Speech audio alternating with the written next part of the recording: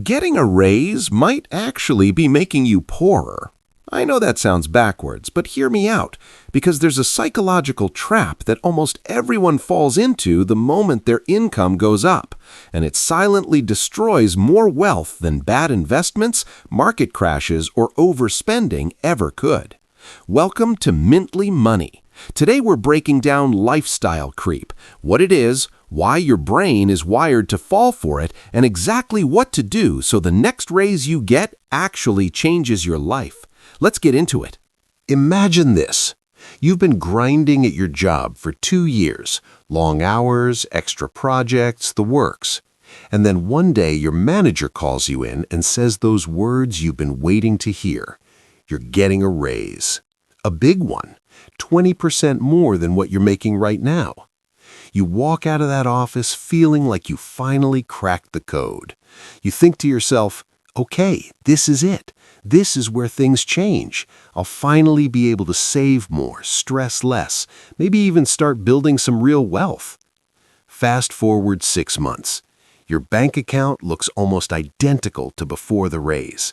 You're still living paycheck to paycheck. The stress is still there, and somehow the money just disappears by the end of the month. Every single time. Sound familiar? Here's the crazy part. This happens to almost everyone who gets a raise, and it's not because they're bad with money. It's not because they're lazy or careless. It's because of something deeply psychological, something that's been quietly working against them the whole time. It's called lifestyle creep, and understanding it might be the most important financial lesson you ever learn. Let's rewind for a second. Before the raise, let's say you were making $3,000 a month. Life was tight, but you made it work. You cooked at home most nights, you drove an older car, you wore the same shoes for 2 years. You told yourself, once I make more money, everything will be fine. And that thinking makes total sense. More money equals more options, right? So the raise kicks in. Now you're making $3,600 a month. $600 extra every single month. That's real money.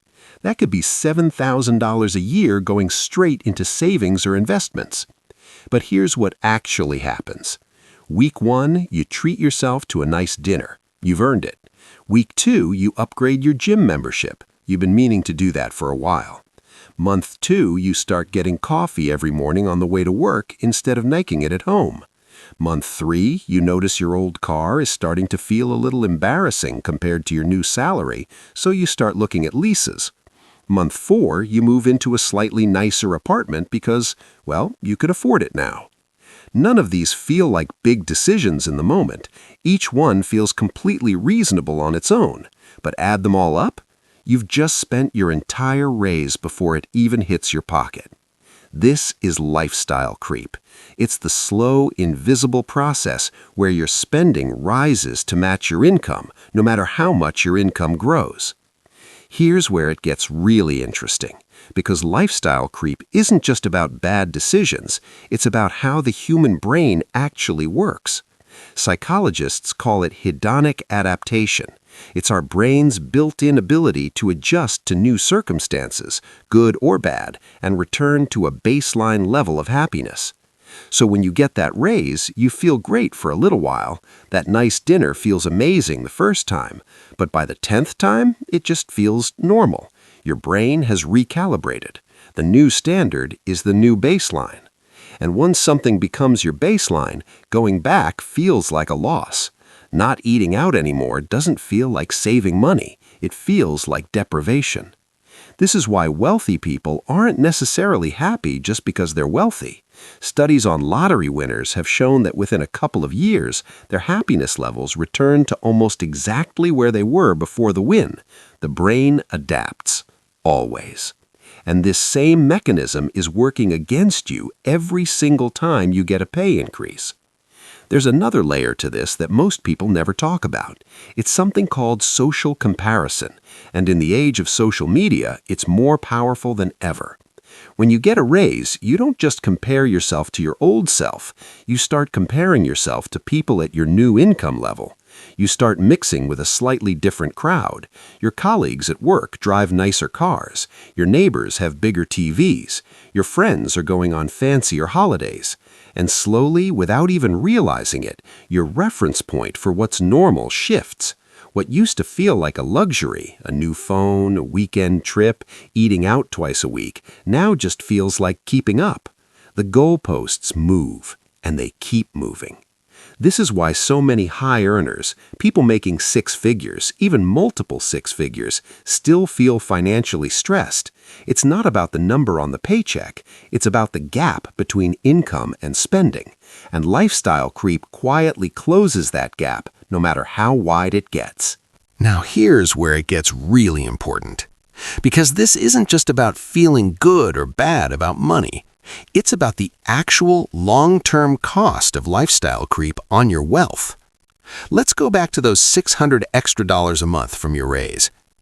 If instead of letting lifestyle creep absorb it, you had invested that money, even in something simple like a low-cost index fund averaging 8% annual returns, in 30 years, that $600 a month would grow to over $800,000.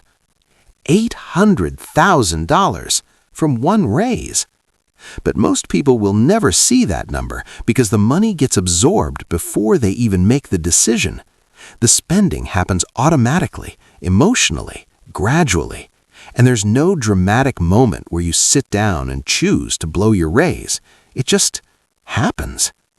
That's what makes lifestyle creep so dangerous. It doesn't rob you all at once.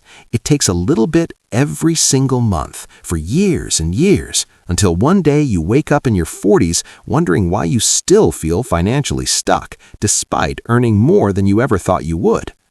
So what do you do about it?